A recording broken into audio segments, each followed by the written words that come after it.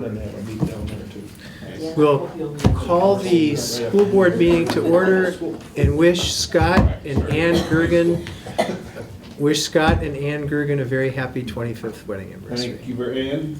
And Dan. And Dan and Karen. We were 1 week in front of them. All right, congratulations. And if there's any difficult motions, then you guys, why don't you just jump in? Scott's good enough to be here on his actual night, so. It's because he forgot presents and he's getting. Good point. Well, let's call the meeting to order and start.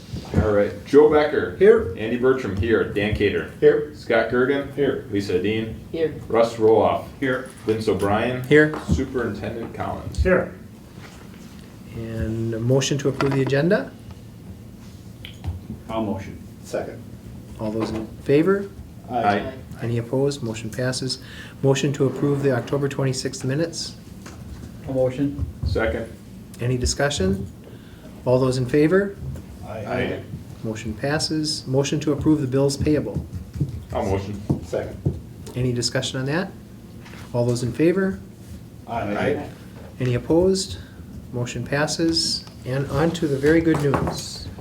Yeah, we have really good news, and I'm going to ask them to come up in just a little bit, and I'm going to ask Sarah just to share a little bit more about it, but it was recognition from the Minnesota Community Education Association, and Annie is here tonight. Thank you for coming here to give recognition to this great project, and it's the Summer Wedge Project, and it's a collaborative effort between community education and the AmeriCorps Promise Fellows, where I believe they went to a We Day seminar or training one time, and they said, hey, you know what? We need to come back and we need to form our own club, Meet a We. And I really that's really catchy, and it's really, when you think, I don't want to burn on the millennials, but when you think about focusing on we rather than me, very important. And I don't want to steal all the thunder because I know Sarah's going to maybe tell a little bit more about it, but it's a summer program for some at-risk students to give them the leadership skills and the empowerment and community service. And so just a great concept, and as always, it takes somebody who's willing to say, this is the thought process, now I'm going to put the time and effort and make it successful. So we can get you on camera and that you can be recognized. Sarah, would you and Annie come on up in front of the camera? And then Sarah, if you have anything else that you'd like to share about the program, we'd love to hear from you. Well, good evening. I am here on behalf of the Minnesota Community Education Association as the Region 5 representative. My name is Annie Plottick, and I am honored to be here to present this award to the Hastings Community Education for their Summer Wedge project. The project was nominated by your director, Mary O'Brien. And it was one of 8 regional projects that statewide that was elected or selected by the Minnesota Community Education Board of Directors. So to be selected for the project, you must exemplify the concept of community education through the use of cooperation and teamwork, use a variety of community resources, illustrate the principles of community education supporting achievement, and have a positive impact on the community. The winners were awarded and recognized and acknowledged at the fall conference this year in October, but the Community Education Board wanted them to be acknowledged locally as well. So I will pass this on to Sarah. Again, I'm honored to be able to give you the Minnesota Community Education Outstanding Project Award for 2016 for the Summer Wedge Project. Thank you, and thank you very much. It is an honor to accept this on behalf of community education here in Hastings. And Summer Wedge would not be possible without support from our community, our schools, the United Way of Hastings, which has been we've been so blessed to receive funding for the 2nd year in a row now for Summer Wedge. And it wouldn't be possible, this safe place, a connection with caring adults, the opportunity to do community service, these things that these kiddos wouldn't have, the opportunity to do in the summertime if it weren't for this program, if it weren't for funding through the United Way. So it's an honor to accept this, and our kids are excited to be a part of this, and we look forward to this program in the summertime. we're already talking to our students again about what it can look like this summer and how they can take ownership of it. So it's very exciting. So thank you. Thank you very much. Thank you very much, and thank you, Annie, Yes, for you're coming very here this welcome. evening. Here's some booklets from the conference about all of the different projects, and there is a write-up on the summer wedge in there. I'll leave those with you. Thank Did you. you get one? I do have one. Okay. yes. Thank you.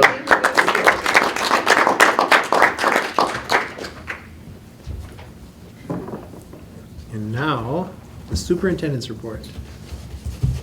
Yes, world's greatest workforce by law, and we don't want to do it just by law either. It's to report back to our community and use as a board the progress or areas that we need to work on and for the upcoming year, et cetera. So Jim, with that, Jim did present right out of the chute last year as she was hired, and we enjoyed her presentation last year, so I'm sure that we're going to enjoy it again this year, Jim. All right. Are you taking ownership of the world's best workforce yet? I just would like to say that Superintendent Collins needs to call it world's best workforce. Instead of world's greatest. No. Mhm. Yep. I like greatest. We're not just the best, we're the greatest. All right. Let me. Perfect.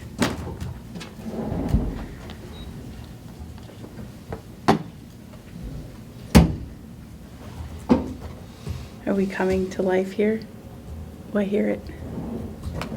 I don't know, Russ, if you can kick one of the lights.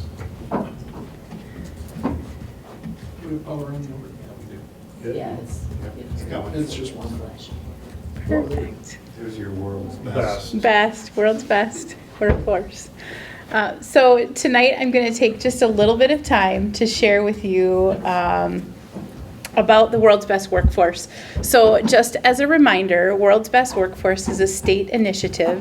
It is required that every school district create a plan and work toward implementing a plan that addresses 5 areas decided by the state. Those 5 areas are ready for kindergarten, reading well by 3rd grade, closing the achievement gap, high school graduation, and college and career readiness. As a reminder, the reason that the state put together World's Best Workforce is they really are looking to have schools create the next workforce, and that we need to do our part in creating what comes after schools. Also, as a reminder that this report is a reflection of the 15-16 school year, and so I partly have my mark on this, but it's kind of a continuation of what was going on before me. And last year we spent quite a bit of time developing goals that are being fully implemented this year. So got a foot in each camp with this one, but next year you'll hear all from me. So when we think about our process for World's Best Workforce, I really use staff development, that committee that we have at the district level, as our group to define and redefine and work on those goals. So they spent some time learning about World's Best Workforce last year. They revisited the goals from 14-15, and for last year, most of the year was spent really living with those 14-15 goals, because we wanted to take time to really be thoughtful about making changes and not quick make changes in the fall and then implement really quick. So you'll see that most of the goals are similar from the year before, but we have some tweaked and revised goals for this year that we're in. So I'm going to bring you to our infographic that I heard last year was something you were excited about. And this will be up on our website. This is the behind the scenes website where people click on the infographic, then they can dive deeper into some information. So I start with just that update of what is World's Best Workforce, a reminder of what the 5 goal areas are, and then go specifically into what are our goals for the 15-16 school year. And I'll dive deeper into those when we get to those further pages, because it's kind of hard to read in that tiny print up here. And then there's a space here where we talk about our progress toward our goals. Remember, it's not about did we get it or not get it, but are we making progress toward our goals, because we want to have some lofty goals. And we'll see that our blue ribbons are, yep, we met the mark that we had set for ourselves, and our yellow ribbons are, we're a work in progress, and we'll continue to do that. And then at the bottom of the infographic, it's just here are some next steps. So I'm going to skip ahead to the 5 goal areas. When we look at Ready for Kindergarten, our 15-16 goal was focused on those indicators that had been decided prior to me coming in, because there was some really good conversation that happened between our kindergarten teachers and our pre-K teachers, and we wanted to look at what is that basic need that we have of our kiddos coming into K, and we focused on some literacy strategies. So that identification of 13 uppercase, 13 lowercase, and 8 letter sounds. Last year, we did some assessments as kids came in to find out where are we. And then this past year, we did some additional assessments. So this is reflecting on the work that happened prior to K as they came into K this year. So last year, we had 294 students assessed, and then this fall, which is our data point for the 15-16 school year, we assessed 277 students at the time of putting this together. When kiddos come in, we assess them, and then their data just hangs out for a while. So we'll keep including those in this information. So we went from 79% of our students recognizing 13 uppercase to 74%. We went from 71 recognizing our lowercase to 66.8. But then we saw an increase in our letter sounds. So we know that there has been some work in some places on that recognition of letter sounds. And then this bottom row is really the mark that we're looking for, is students who do all 3 of those things. And so we went from 52% to an increase of 53.8%. So when we think about last year, some of the things that we did is we continued meetings between our Tilden pre-K teachers and our Hastings kindergarten teachers. Tilden really did some targeted instruction in their letter recognition and their sounds.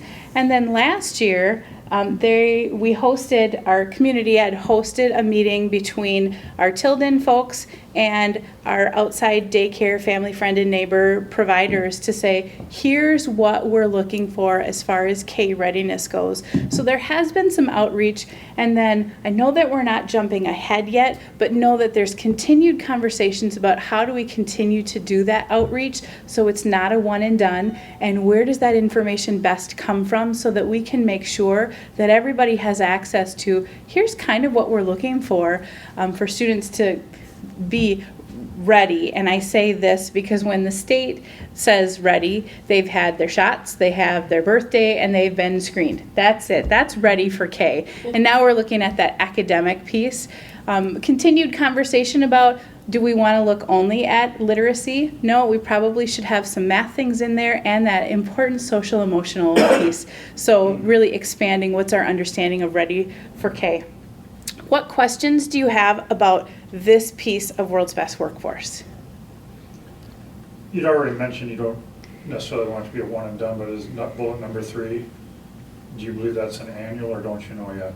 You know, we were just talking, was it yesterday or the day before, and we'd like to see probably 3-4 meetings a year where we're inviting not only daycare providers and preschools, but parents in and talking strategies in addition to here's what it looks like to be ready for K, so that we're really helping our community do some work at home. So we don't have plans in place, but we have an idea of what we want our plan to look like.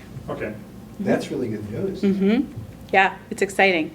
That I'll get to talk about next year when I do that report. Yes. How was the participation in that meeting? I mean, do we have a general idea of number of daycares or kids out there and versus how many providers showed up? I don't remember. Mary, do you remember what Angie said? I don't remember the number, but the comment was that there were more people there way more than they expected. They were very pleased with the outcome. And there were some folks from some of the larger daycares that offer preschool programming. as well. I think the hard target is the friend and family daycare. That is what Yep. I think in addition to just having people there, it's really important to take that next step that you're talking about, where there's some dialogue on strategies with the people there at the meetings, because then I think there's going to be some movement. Yep. And some change, yeah. Yep. Yep. And the Tilden, by the way, the Tilden pre-K people do a wonderful job with the kids that are there. Mhm. It's just that it's such a small number of kids compared to the overall kids in the district. And I think that for us is the trickiest part about this particular goal, because in our K-12 or even pre-K-12 system, we don't own it. There's much more to that pre-K than what we house at Tilden. So it's, how do we support without mandating, this is what you need to do at your house in order to have your student be ready? Because that's not our job. But we certainly can advise and recommend some strategies that parents and friends and family daycare can help support kids. All right, so then I'm going to shift to read well by third grade. And I see okay. So this is one area where we know we have some work to do. Our goal was to increase from 67 to 70% of third graders meeting or exceeding expectations on the MCA. We know that MCAs are a very public data point and not the only data point that help us understand how kids are doing as far as their reading is concerned. And it is one indicator, and we do have other indicators, but in this particular goal, we focused in on one. My screen is not letting me go over there, but we'll share that 57% of our third graders met or exceeded our expectations. So we dipped a little bit, and there has been continued conversation this year about what happened and what can we do better. We know that with an implementation of a new program, and we implemented a Readers Writers Workshop a couple of years ago, that we often see a increase in scores because we have a new shift and a real specific focus on what we're doing. And then there tends to be a dip with any initiative. You'll see that that happens. And so this was not a surprising number to me, certainly not one that I want to be super excited about, but know that we're a work in progress on this one.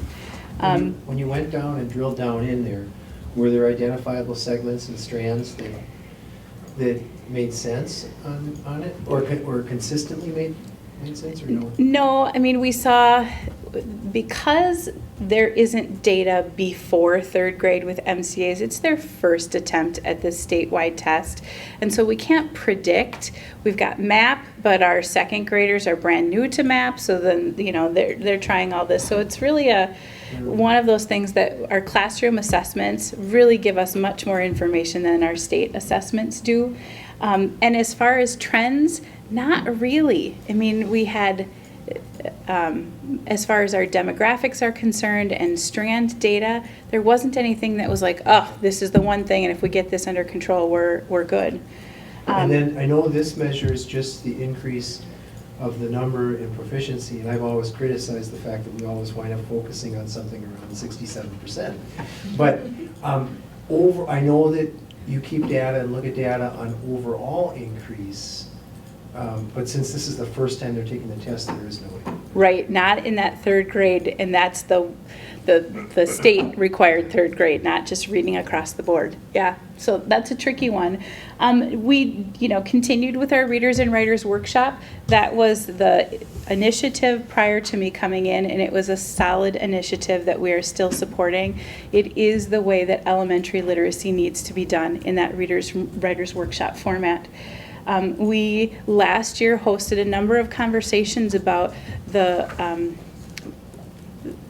the way that we implement our Readers and Writers Workshop, and I think that first year of implementation there was probably a lot more standardization, and then the second year in there's a need to make some changes because you know your students, you know what worked, you know what didn't, but I think we lost some ground because we weren't as consistent as we were the first year, and so we need to talk about and agree to here's what the foundation is that we need to see in every classroom across the district, and support that teacher professionalism. When they know their kids, they know what they can do more of and what they can, slide through more quickly. And then last year, we also spent some time with our early literacy scope and sequence. Mary did a great job working with our K-1-2 teachers to look at that phonics piece and make sure that we had a plan in place. So that plan is really going to be implemented this year. The conversations happened last year. What questions do you have about this particular goal? Excellent. So then we're going to move on to the achievement gap. And this, we had a lot of conversation in staff development about how do we measure achievement gap, because the state says you have to have a measurable goal. And there's not one data point that's really that, yes, that's the point that makes a lot of sense. We landed on looking at the MDE's multiple measurement ratings, and what they do is they take a look at growth and achievement gap, and they give points per school based on things, and we looked at that. And really, that's about what we need to know, because we're using this data as an indicator, not as we're going for a 25 on our MMR, because that's really not something that's part of our day-to-day work. We can see that we wanted to increase from 17.87 to 21 points out of 25, and we were at 16.6 points. When we look at each school, there was some upward movement, some pretty sustainable movement, a little dip here, a dip here, and then an increase here. And there's such flexibility in those numbers that it's really hard to use MMR, and so we may come back and say, what's a better data point for us? On the heels of our conversation of the last board meeting, we know that there's some work to do, and we continue to have conversations about how do we support growth with different diverse groups without sacrificing the work that we need to do with all of our kiddos. So we talked about MMR a little bit last year. I am not confident that if you went up to any teacher in the district and asked what's MMR, that they would be able to tell you, nor do I think that's a necessity. But we did a little bit of education about MMR. Last year, there was a real concerted effort on how to use win time at the elementary schools to make sure that all of our kids are having their individual needs being met during that time. And we've seen a significant shift in what's happening in the classrooms, and it's a great work that we're seeing this year. Can you just briefly explain when time at an elementary school, what happens? Yeah, so during the school day, we carve out about 20 to 30 minutes for each grade level, and then the teams of teachers have the opportunity of splitting their kiddos up. So I'm not going to keep my 25 kids, but I might send 5 over here and 5 over here. And then in this room, they might be working on literacy intervention for those kids who really need support in growing their literacy. And in this place, they might have some math enrichment for those kids who really excel in math, and we want to help them grow. And really, it's looking at what do my kids need beyond what I teach in my literacy block or my math block. Okay. And then you've heard me talk about the math curriculum review cycle and really looking at our pedagogy there. What are we doing to make sure we meet the needs of all learners, and that shift to conceptual understanding? We need our kids to understand numbers and not just do numbers. So that's been part of the work for our achievement gap. Any questions here? All right. College and career readiness. We kept the goal from 14-15, but we have a new goal for 16-17. Our goal has been that our juniors will complete a college and career portfolio, and they do that. And so now we need to push our work to see what else can we do. Our high school does a really nice job of having a plan for each grade level of what they do in order to work toward that portfolio. And then last year, our 8th graders took a career interest inventory as part of the Explore test. That test no longer exists. So we're looking at a replacement for that piece of how do we help our students begin to understand, here are some of my strengths and interests that I might want to pursue as a career. And then there was a program called Reality Check at the middle school. I don't have a lot to say about this one. What questions do you have for me?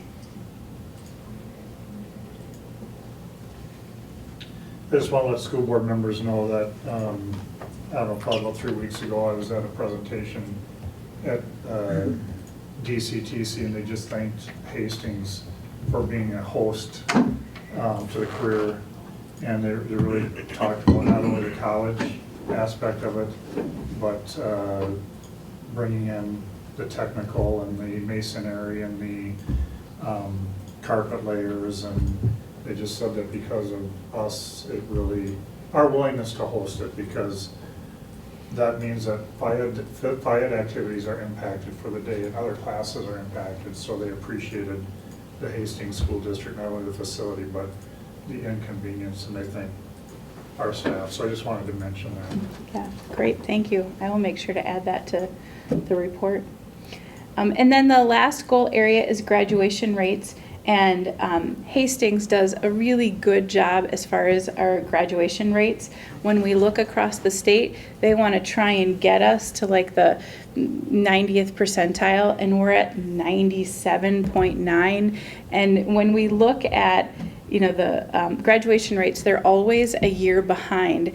And trying to figure out who these kids are right here are some of the anomalies that we just can't. They have left our school, but they didn't enroll in another school, and so they're tagged as as one of those things because they didn't get into another school district. So this is one area where we don't really have a plan to improve, because we're doing a great job, and we're going to just continue to do the things that we do for our students in here.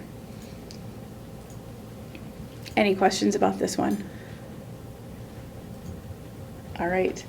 And so then finally, when we look at next steps, some things that we've done through the course of last year into the beginning of this school year, we created a leadership goal setting team. And this August, we brought a lot of teachers and administrators together at the high school to take some time to learn a little bit about World's Best Workforce, to hear about some of the data that's happening in the buildings. And then schools were given an opportunity to really put their arms and heads around what should be our goals in service to the bigger goals as a district. We have a meeting set for a mid-year check-in, so that group will come back together and talk about progress, because we don't want to set goals in the fall and then forget about them until the spring and then go, what did I do? But we want that to be part of our daily or weekly or monthly work. We have really considered about how to update our college and career readiness goal. Like I said, our juniors do their college and career, or their portfolio. And so now we've shifted using the ideas that were generated at our Vision 2025 meeting to the idea of surveying our seniors to have them reflect on their journey and look at some key points of what we feel college and career readiness is in Hastings, and looking at, did they have some opportunities to pursue interest? Did they, are they learning some of those soft skills that we know are important beyond academics? So that list is helpful to us, and we're going to work in that direction so that we can be guided by some data that will help us know how to improve, rather than just focus on that portfolio, which will continue to be part of what we do. And then one of the things that we did through the course of last year into this year is we really looked at how our staff development goals can dovetail with our World's Best Workforce goals. And so this year we're seeing a shift with professional development, where we're really focusing in on teachers being advocates for what they need. So it's kind of like a what I need for us as educators. And so they were given a little bit more freedom to that PLC goal, and there's generated a lot of excitement around, I'm going to do some work in an area that's really of interest to me that will serve my students who I have in front of me, and not necessarily a goal that I'll work on because it's the building goal, but it's hard to do day to day in my classroom. So that's been really exciting work that our staff development team has really focused on over the last year. What questions do you have for me? Before you put it up, you got to add a D on the third bullet here. Oh, okay, thank you. I will take care of that. Way to catch that. You're giving a lot of these today. All right, so that is World's Best Workforce in a nutshell.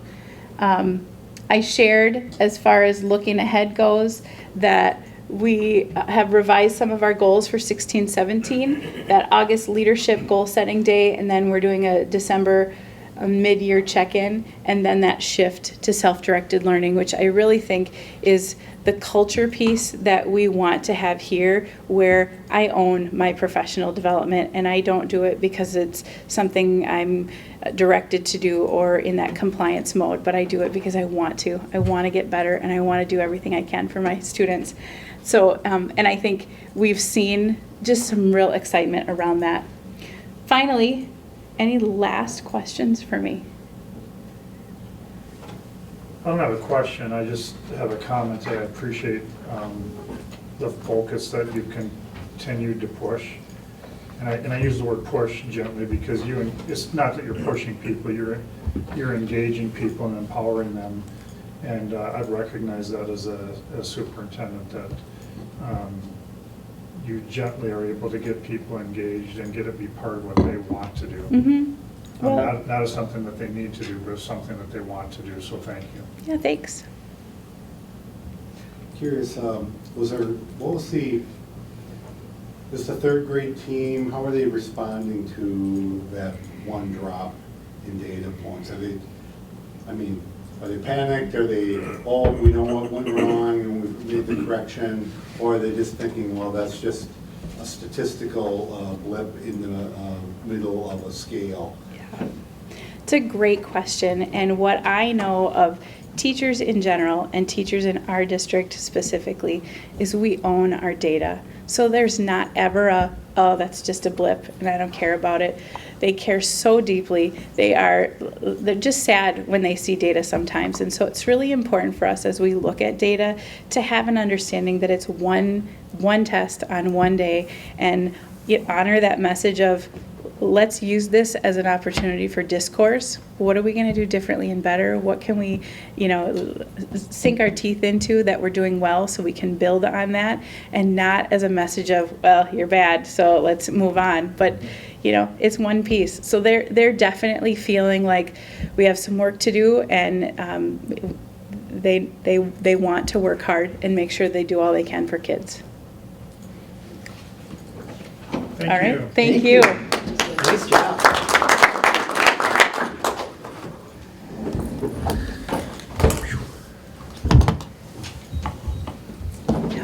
Oh, it's like I didn't do that, did I? Next, under the superintendent's report, and really part of this is because we're on the Hastings Cable Community Television, I will share with the board, and the facility committee knows this, board members know this, we're moving forward with a community facility committee, and that will start in January. And this is my opportunity to share that people say that they want to get involved. How can I get involved? I don't get invited. I'm inviting you. Russ Roloff was on the committee back in 2009. Kyle Latch, who's now one of our elementary principals, he was on that committee. And we need people who are willing to give of their time. Lisa, okay, I won't bring that up. So we need people who are willing to give of their time, and it's a group of about 15 people from the community, and we want all backgrounds, we want all ages, etc. Russ put forward a letter to the editor asking people to consider, volunteering their time. I ask you as board members, if you know of somebody, ask them to contact me. And I hope that we have the problem where 40 people say, I'd like to be a part of that committee, and then we have to make some decisions on that. And even as far as board members and our own facility committee members, they're not all going to be there. Scott McQueen said to me that over the years, as he's changed, he wants that committee to be 15 people that he's talking to. And he wants Tim Collins sitting off physically over to the side, and he wants one of the board members physically over to the side, and Kim Fry and a couple of principals over to the side. because he said, and you were part of that process, he said what happens is if you have the superintendent and a board member all in the mix, eventually people are like, well, am I really important or not? And they start not showing up. So he wants them to feel the importance of them helping make the recommendation of what we should do to the board. And we're going to try to keep the meetings at about 90 minutes and go about every other week up until about April 1st.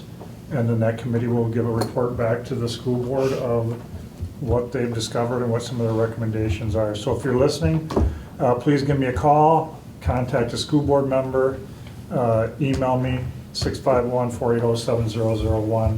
It's very important that we get a very diverse group as we start moving forward with our facility committee.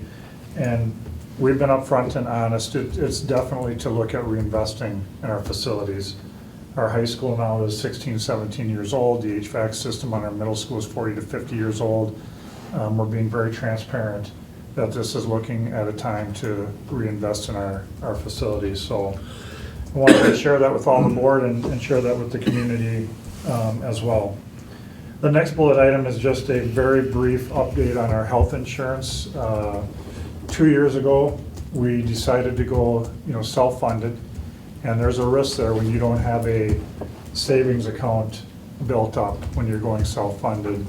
And I have great news to share that we continue to build a fund balance. We're going against national trends at this time, so eventually that's going to catch up to us, but right now Andy and Scott sit on that committee, and our last report showed again that we're pretty healthy and we're building up that savings in our savings account for health insurance, and that's great news for us.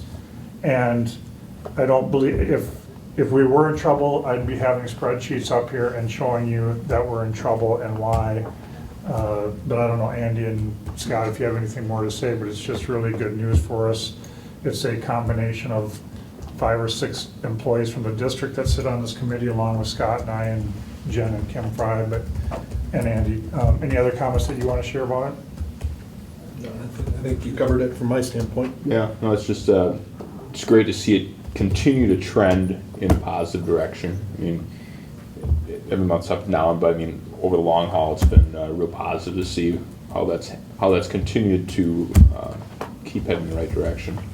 And I think it's helped the group as a whole to build that, to have this below national average trend has really helped them sock away some additional money into their reserve account at a very fast pace. So it's been very successful thus far.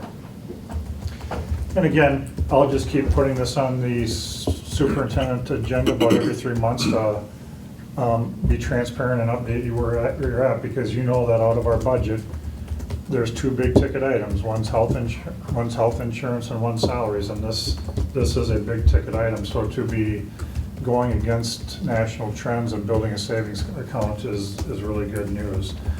I just wanted to, I know that all board members couldn't make it to the Vision 2025 survey recap, and I'm not going to go through it, all of it. That's not the intent. And again, it's not the intent that every board member has to show up or that every principal has to show up. As we've said before, it's just an ongoing dialogue, communication. We don't know which way it's going to go, which way it's going to end. But it's great to have that feedback. I do want to say that the community appreciated a survey. When you have over 483 people respond, that was above our expectations. I know maybe Vince was hoping a little bit more, but I was really pleased. I was thinking if we get 300, that'd be outstanding from doing a survey. But again, that will be up on our website. Jen will put that up on our website tomorrow. But it gave us some very useful information in the meeting that we had tonight right prior to this. Again, as always, when you just get the chance, whether you're talking with each other, administrators or parents or community members, it's just a great conversation to have. And I think it's something that I plan on doing a survey a little bit more often, because people aren't always able to get to the meetings that we have. It's a great way to get information back from them. And I think that was one of the number one things that came out of it, was thank you for asking. It was really, thank you for asking. And then the last one that I want to share that's not on the agenda is, again, the patience and understanding of our community. As board members, as you know today, we had an incident at McCullough Elementary. Happens in the morning, you never know when the emergencies are going to happen. It necessarily wasn't a threat to our students at that time, but McCullough was put into lockdown because of a situation of an adult with a mental health issue in the area. And of course, as law enforcement is in that area and students are arriving, et cetera, it was appropriate to go into lockdown at that time. And again, in this day and age of social media and how fast information can fly, whether it be Facebook, tweeting, Twitter accounts, whatever, Instagrams, whatever. Again, the patience. And I want to let you know, so fortunate to have Deanna, the experience that she has. I wasn't in the office this morning at that time. I was getting my car fixed. And Deanna's connecting with me, and it's just so good to have somebody like Deanna that has the experience and knows how to handle it, who to call, who to follow up, and that level of communication. But again, our patients, our teaching staff, our PSAs, our custodians, Matt Esterby, his leadership, and checking back in with them.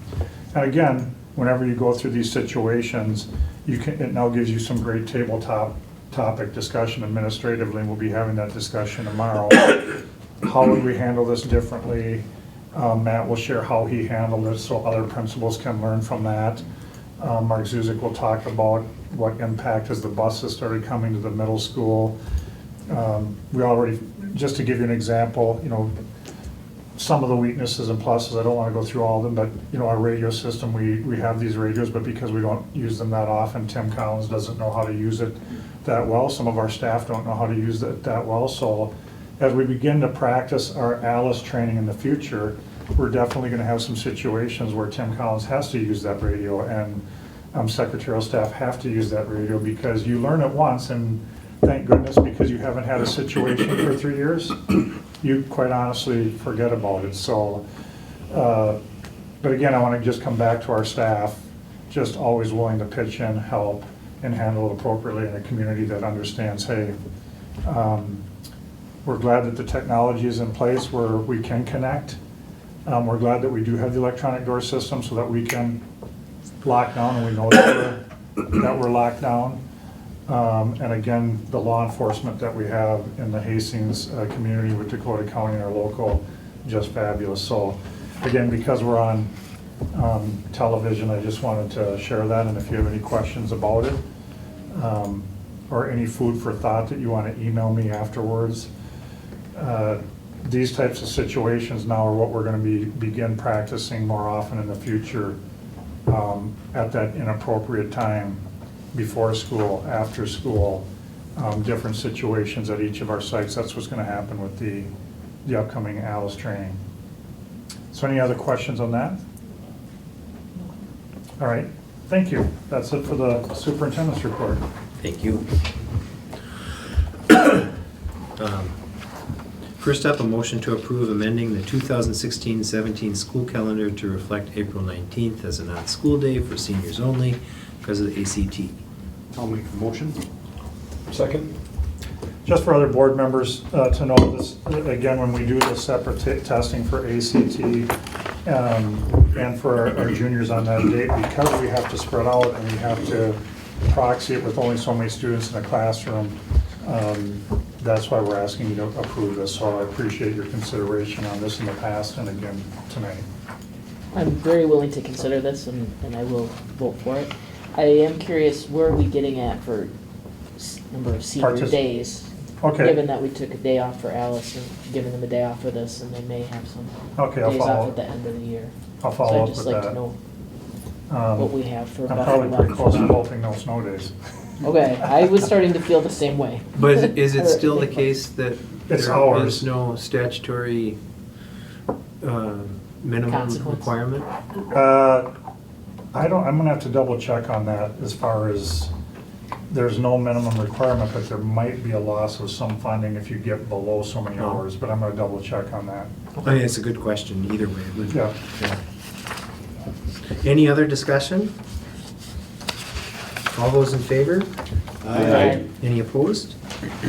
Motion passes. Motion to approve and accept collective bargaining agreements for food service supervisors, principals, and administrators. And again, these fell within the parameters that we set as a school board with the 2% salary increase and the can't remember anymore, 5 or 1.75 for all the groups. And then each of the groups having a little bit different twist of some of the language items, but again, sticking to that core for these groups.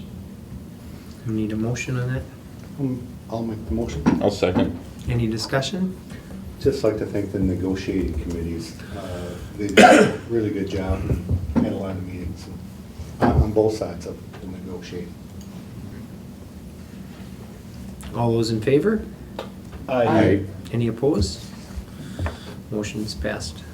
Motion to approve the designation of Missy Williams as the identified official with authority for the MDE External User Access Recertification System.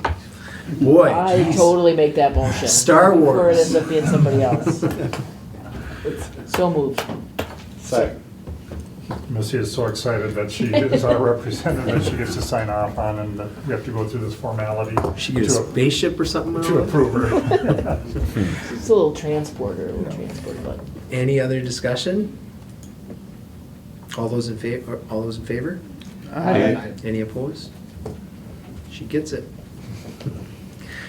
Motion to approve, I bet you she wishes she had a few more other things. Yeah, yeah. A server at the high school, it doesn't. Yeah. Motion to approve following change order, it's a parking lot maintenance, $8,000.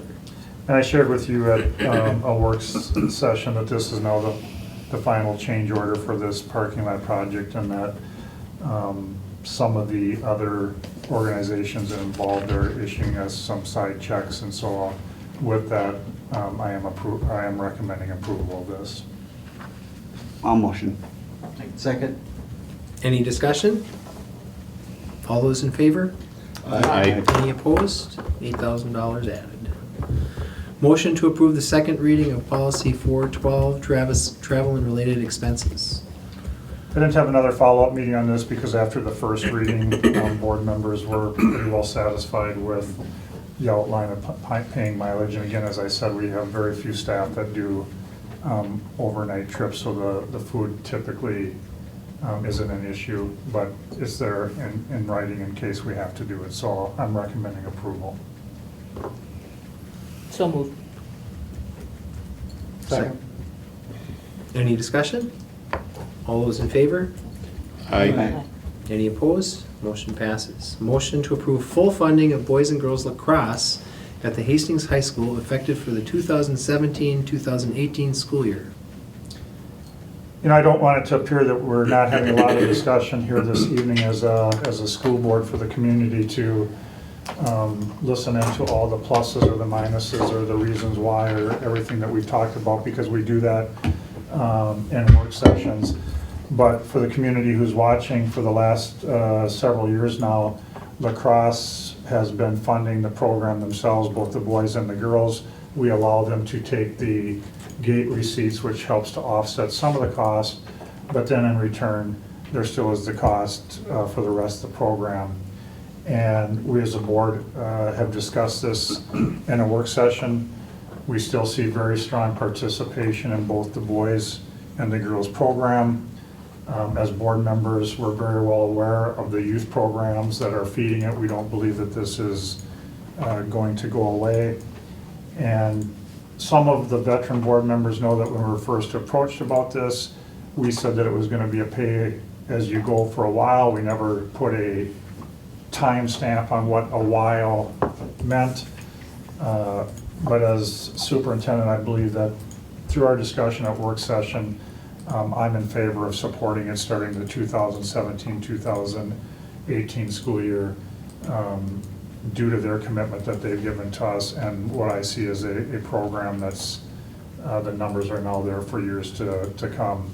And again, as a school board, we love participation in extracurricular activities. We want to offer as many extracurricular activities. We know that overall, it's a very low cost to us as a school district for the amount of time that students put into it. So I am recommending approval for the 2017-2018 school year.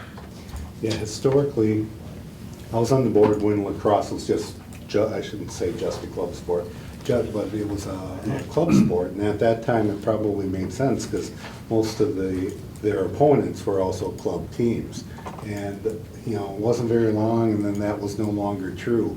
And I think that the board back at the time supported the move, even though we couldn't afford it at that time, and thus the parents ended up paying and supporting that.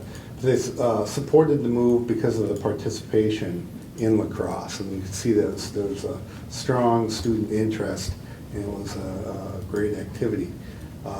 They weren't playing at Todd Field at that time, you know, we wanted to save the wear and tear on the field, but, you know, again, looking back at it, they deserve to play on that field, you know, and so they've been on the field now for, I think, 3 years, 2 or 3 years. 2 years. And that, okay, 2 years. So that's probably helped a little with the gate receipts, but going back, historically, I think that the lacrosse families and students have been really true to the agreement that was in place back in the day. Seems like, I think it's been, back in the day, it's been at least, well, I'm sure it's been at least 5 years, I think, that they've been a sport. I can't even remember. Yeah, this is, I'm not gonna say on television because I don't want people to know I was wrong. I can think back and think of the board members sitting around the table, and yeah, so it's been 5 years for sure. Any other discussion? Did we have the motion in the second? No. I will make the motion. I'll second. Any other discussion? All those in favor? Aye. Any opposed? Motion passes. Motion to approve some leaves. I'll make that motion. I'll second. Any discussion on that? All those in favor? Aye. Any opposed? Motion passes. And a resignation. I'll make the motion. Taking second. Any discussion? All those in favor? Aye. Any opposed? Motion passes. Motion to approve a retirement. I'll motion. Second. Any discussion? All those in favor? Aye. Any opposed? Motion passes. And a new Director of Food and Nutrition Services.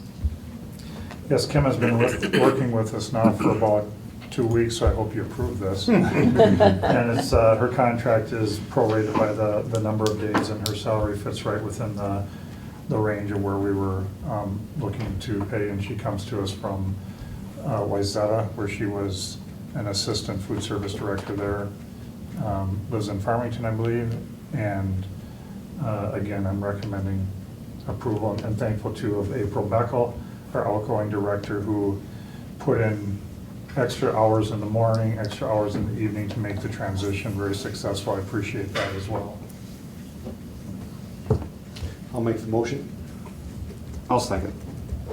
Any discussion? All those in favor? Aye. Any opposed? Motion passes.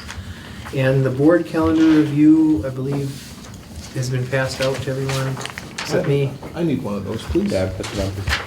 Oh, I just, Thank you. And you, please get your feedback to Deanna soon. Yeah, I think you it's- mentioned a date in the email, right? Well, we have to vote on it at the org meeting. Okay, So so, we do it in January, but in all honesty, because there's no new board members joining us in January, you can give us your hints of whether these dates work out for you or not prior to then, because it's really good to get Just up and move on running it, yeah. and move with it at that time, and for Deanna and I to know that, yes, these dates still look pretty good to us as far as our availability to meet. So we don't officially act on it until the January organizational meeting, but again, if you could look at it, and if there's any concerns before then, let Deanna know in the month of December here. And December 14th is our Truth in Taxation meeting. General public is welcome, 6:30 PM. And then I had just one more. Next Thursday, we're going to be interviewing for the Director of Community Education position. And I would like it if one board member, if not, and I know if your schedules are busy, that's fine, but it's an all-day event. It goes from about 9 o'clock till about 3 o'clock, so it's a time commitment. There'll be a principal on there, but if we do know of somebody tonight who would really like to do it, next Thursday, December 8th, from 9 o'clock in the morning till about 3. So if there's a board member that would love to do it, raise your hand right now. I can. Huh? I Is can't. that a hand raise? Okay. I'd love to do it last time too, so I'll let you love to do it this time. Joe, you'd like to do it? If you can. Yep, I can do it. Good, you're in. Yeah. Sorry, I'm not offending any of the rest of you, but I think it'd be a good experience for Yeah, a new no, board I member think too. it's So good to go through that. You'll be getting, My name will be on it. Joe, you'll be getting a packet then from Deanna on Friday of all the candidates in our process, and we meet right here on that Thursday morning then. And motion to adjourn. We don't have to add a private meeting in the No, other we don't. room to talk about anything? All right. Motion to adjourn. Contracts, Smooth sailing. I'll make that motion to Yeah. adjourn. Second. Any discussion? All those in favor? Aye. Motion adjourned. Thank you very much. Thank you. So we should